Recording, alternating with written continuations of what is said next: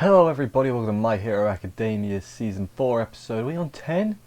God, are we really on 10? Episode 10 we'll go with anime review. This episode made you like the League of Villains a hell of a lot more than you did previously, didn't it?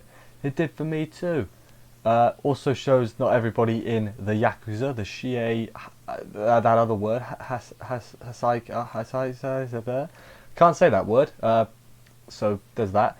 They're not all bad either, you know. It's just Overhaul that's a bit of a dick. So yeah, don't be a bit of a dick, I guess. Deku kicks some things, which is something we've been missing for a few weeks, so that's good.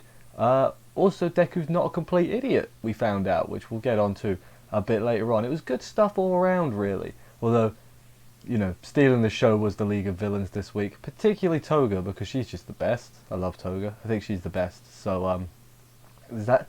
I think that says more about me than I'd like to admit. But anyway, let's crack on with the episode, see what went down and everything. Let's do this. We open up with Overhaul leaving the building with Eri and also the drugs and stuff he needs, because as long as they have them, they can rebuild basically. So hopefully they get smashed pretty quick. And then guess who's there? Guess who's there? He's left to guard them. It's the League of Villains. It's Toga and Twice. Remember them? You should remember them because they're pretty important, don't you know? Then we go back to Kirishima and Fat Gum. Fat Gum remembering when Kirishima first showed up and everything. The punchy guy, Rapper, I think is his name. He's still up though, but he's like, come on, let's go to the back room so we can treat Kirishima. And it's like, that's a trap, right? But no, it's not a trap. He's basically, he was in MMA and he was also, I don't remember MMA. I've seen a few MMA fights. They don't try and literally kill each other, so I feel like maybe Quirk MMA is different from, you know, real world regular MMA. But you know, whatever. He's like, oh, basically, I want to fight you again, so we got to heal him so that he's well enough to fight another time. Which, you know, fair enough. He knocks out his ally at one point, so Rapper, you're a good guy and all that. Kirishima basically he's been acknowledged by everyone. He's like, yeah, you're not just some kid. You're a proper hero now.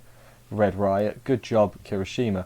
Meanwhile, Team Deku or Team just everyone that Deku's with, the Wall Guy tries to crush them a little bit because he's Wall Guy. Then we go back to Fat Gum. Really weird that we just had this brief little interlude, but whatever.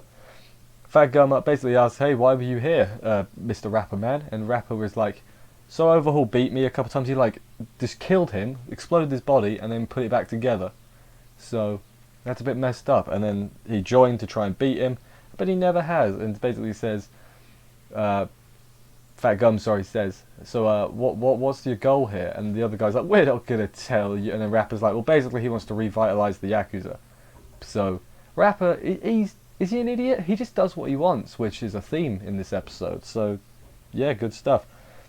Then after that, Lockdown, who is the guy who was kind of a jerk in the meeting, he starts locking the walls to, his quirk is like he can lock anything in place as long as it's not alive, which really doesn't sound that useful. Like can he make things float? So if my phone was here and I locked it, and then I let go of it, would it stay in the air or would it fall because gravity? Like, I need to know more. His quirk doesn't...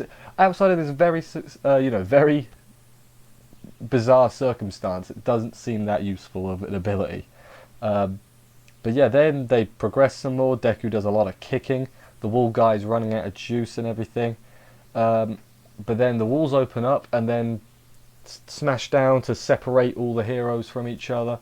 Oh no, what's going to happen next? I've sort of gone quite quick through this opening bit because I thought the second half was better, and I want to talk about the second half more than the first half. Sorry about that, but no, the first half was decent with Rapper. You know, got some decent development. I don't think he's going to show up again, but it shows that not everyone's a faceless thug, basically. So as I said, everybody is split up. Deku is with Aizawa because they are people who have screen time. Meanwhile, Lockdown gets stabbed by Toga, and then she obviously uses a disguise to. She didn't hide the scene of the crime very well because Aizawa and Deku come through the door, and she was like, she as Lockdown was like, I was attacked by a fake, and then Aizawa was like, well, that one's bleeding from a knife wound, so it's you're the fake, and yeah, then they He unveils her very quickly. Deku has this terrified look on his face as she tries to stab him and cut him and do other strange things to him with a knife. Don't know exactly what she's into. I don't want to know because she's a scary lady, you know? She's a very scary lady. While that's all going on, Aizawa gets stabbed at one point. He's still alive, thankfully, but he does get proper stabbed in the melee. Deku then figured out, oh wait, her quirk, I've seen that before. That's like back at the license exam. So she was there too, and he's like, huh. They also do the weird thing they did last season with the weird censoring. I'm not saying don't censor her, you know, when she's naked, but think of a better way to do it because this is weird. It's just like it's almost skin color, but not quite. It's like a thin bodysuit, I guess. It looks really strange, I think, but whatever. It's not the end of the world. After that, we see the meeting between Shigaraki and Overhaul, Chisaki, and they're playing some what's it? My brain, Shogi's the game. My brain did a fart then, I'm so sorry. But yeah, we see that, and then Twice shows up to fight Night Eye back in the present day with Punchy Boy, Rapper, which is like weird. Why is Rapper there? He was back there. Turns out it's not real Rapper, it's fake. Night Eye kicks the crap out of him, like, because he's got like a proper six-pack and everything. Real deceiving with his businessman attire, but whatever. In their scuffle, Twice's mask got tore, which like makes him go a bit crazy. But Toga ties it back up for him because she's a nice gal, really. Then we get a flashback to when Shigaraki told them that they're going to the place, the Yakuza, and they didn't really want to do that, to put it bluntly. But then Shigaraki's like, no, I just do whatever you want. I trust you. I want you to crush them, basically. I want you to show who the top dog really is. And it's like, oh.